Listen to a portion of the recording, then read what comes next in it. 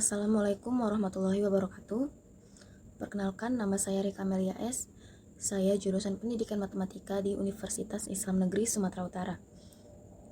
Nah, kali ini saya akan membahas tentang beberapa pertanyaan yang telah diajukan pada mata kuliah Sosiologi Pendidikan. Nah, pertanyaan pertama, jelaskanlah konsep sosiologi pendidikan, misalnya definisi, latar belakang, atau tujuannya. Nah, yang saya baca dari buku bahan ajar cetak berjudul Sosiologi Pendidikan dengan penulis bernama Saifur Rahman dan kawan-kawan. Di buku itu dijelaskan definisi sosiologi pendidikan adalah cabang dari sosiologi yang membahas struktur dan proses pendidikan di masyarakat secara khusus dan secara umum. Nah, secara khususnya membahas aspek-aspek sosial dari pendidikan pada tingkat individu, keluarga, dan sekolah. Kemudian secara umumnya membahas berbagai ide maupun peran data sosial yang berpengaruh terhadap struktur dan dinamika proses pendidikan. Nah, jadi definisi sosiologi pendidikan ini dia tuh ilmu yang membahas tentang proses interaksi kita, misalnya kita ke keluarga, kita ke masyarakat, kita ke lingkungan sekitar lah pokoknya. Selanjutnya, latar belakang.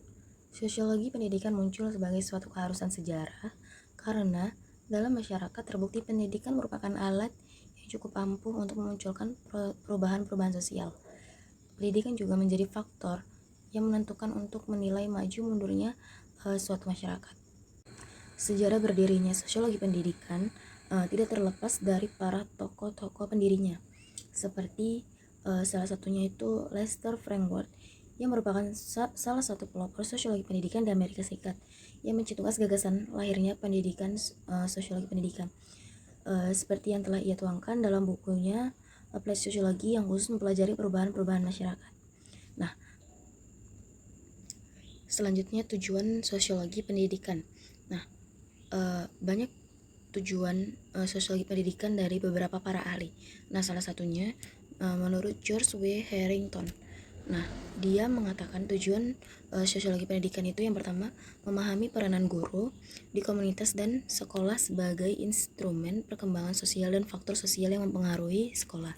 Kemudian yang kedua, memahami ideologi demokrasi, kebudayaan, sistem ekonomi, dan kecenderungan sosial dikaitkan dengan institusi pendidikan formal dan informal. Kemudian yang ketiga, memahami kekuatan-kekuatan sosial dan pengaruhnya terhadap individu. Kemudian yang keempat, sosiologi kurikulum. Dan yang terakhir, penggunaan teknik-teknik penelitian dan berpikir kritis untuk mencapai tujuan-tujuan tersebut. Nah, jadi dapat disimpulkan tujuan sosiologi pendidikan dalam konteks pendidikan di Indonesia adalah memberikan pembekalan dasar-dasar ilmiah sosiologi kepada para guru atau calon guru untuk mampu mengetahui, memahami, menerapkan, dan melaksanakan dimensi sosiologi dalam pendidikan sehingga tercapai tujuan pendidikan nasional, dan dengan demikian akan tercapai aspek profesionalisme pada guru secara pribadi maupun sosial. Selanjutnya, pertanyaan kedua, saat ini kita sedang menghadapi pandemi COVID-19 sehingga pemerintah membuat aturan tentang social distancing atau yang sekarang namanya diganti dengan physical distancing. Selama pandemi COVID-19 ini tentu interaksi sosial tetaplah berjalan karena sebagai manusia kita merupakan makhluk sosial yang tetap membutuhkan orang lain demi keberlangsungan hidup kita.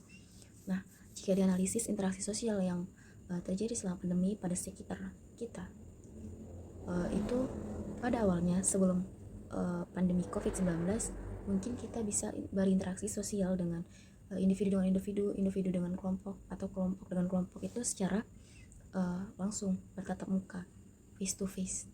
Namun ketika adanya pandemi COVID-19 semuanya berubah. Seperti yang tadinya kita bisa bertemu langsung, sekarang kita hanya bisa berinteraksi sosial melewat media sosial. Dengan menggunakan handphone kita bisa memberi kabar, tetap bekerja dari media sosial, tidak bertatap muka langsung dengan masyarakat.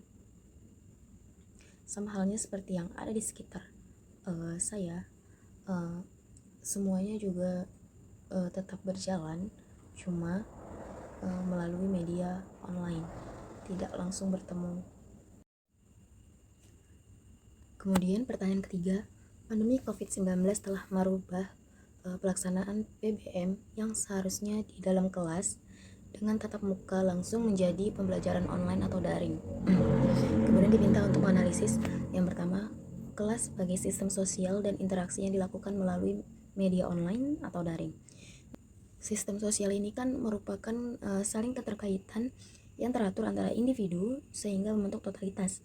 Nah, ruang kelas sebagai suatu sistem sosial. Nah, kita harus tahu ruang kelas itu kan terdiri dari beberapa unsur yang fungsional seperti guru, murid, dan manajemen sekolah. Nah, status sebagai manajemen sekolah itu kan memainkan peran sebagai pengelola dari sisi teknis administrasinya dan menyediakan sarana-sarana yang dibutuhkan. Kemudian status guru diharapkan berperilaku sebagai seorang pendidik, pengasuh, serta memberi motivasi. Dan murid diharapkan untuk berperilaku sebagai penuntut ilmu pengetahuan, bekerja keras, dan mencari kebenaran.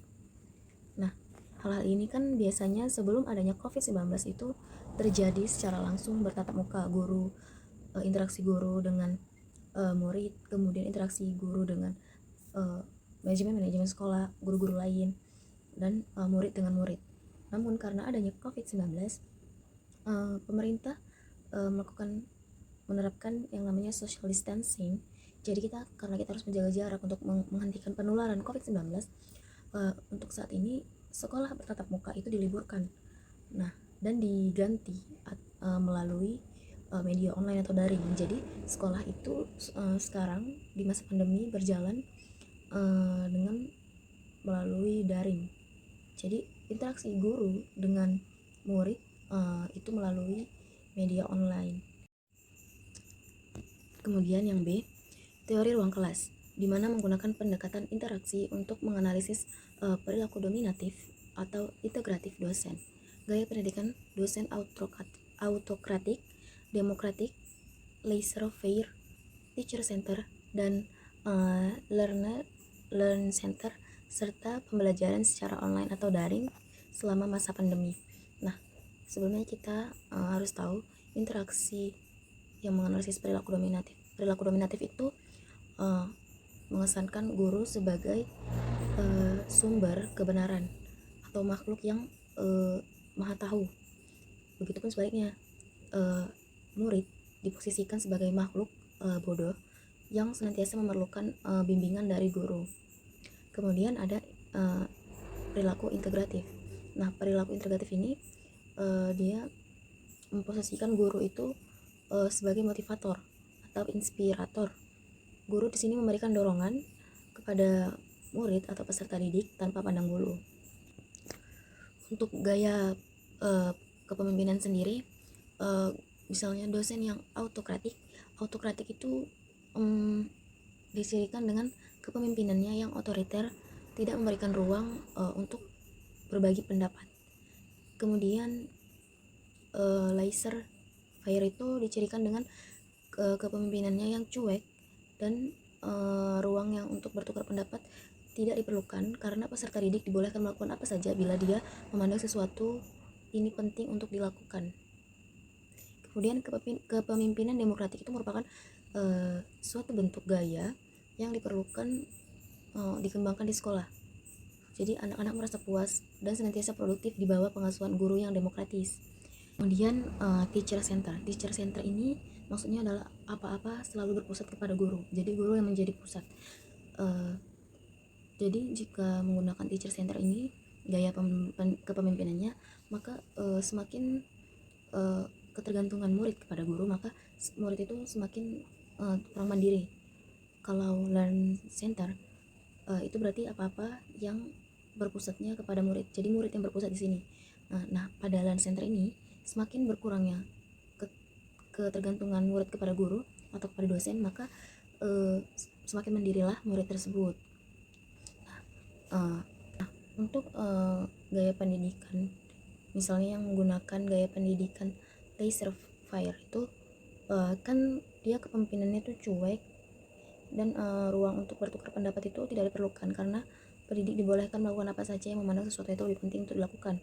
Jadi untuk pendidikan yang gaya kepemimpinan yang seperti ini sedikit ribet karena kita tidak tahu, karena kita dibebaskan karena dosennya atau gurunya cuek.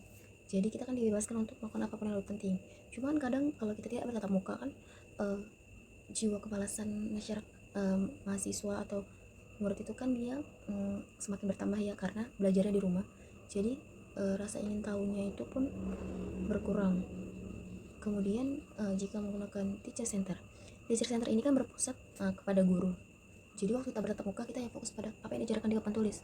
Tapi ketika pandemi ini membuat pembelajaran kurang efektif karena kita yang berfokus pada guru ini membutuhkan guru. Kadang kan kalau misalnya pada masa online atau daring ini kan sangat banyak hambatan seperti kayak jaringan yang susah atau kadang dosen yang tidak masuk.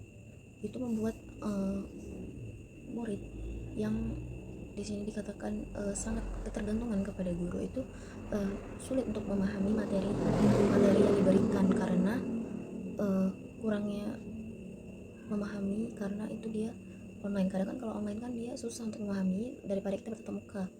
Kemudian kalau gaya kepemimpinan di menggunakan learning center ini kemungkinan akan lebih baik jika digunakan untuk pembelajaran online atau daring, karena di sini yang berpusat itu murid. Jadi apa-apa itu berfokus pada murid. Nah di sini kan murid semakin ketidak tergantungan murid kepada guru, maka murid semakin mandiri. Nah jika menggunakan gaya kepemimpinan seperti ini, mahasiswa atau murid kan dia bersifat mandiri kan, dia mandiri. Jadi dia mencari tahu materi yang akan diajarkan itu sendiri. Kemudian nanti ketika daring atau online bisa mengkonfirmasinya apakah yang dia cari tahu ini benarkah atau tidak kepada dosen atau gurunya. Jadi sama saja gitu, ketika tatap muka atau online atau daring itu tetap saja berjalan dengan baik mungkinan. Sekian yang dapat saya sampaikan. Terima kasih jika ada kesalahan atau kurang dalam jawaban tersebut, saya mohon maaf. Assalamualaikum warahmatullahi wabarakatuh.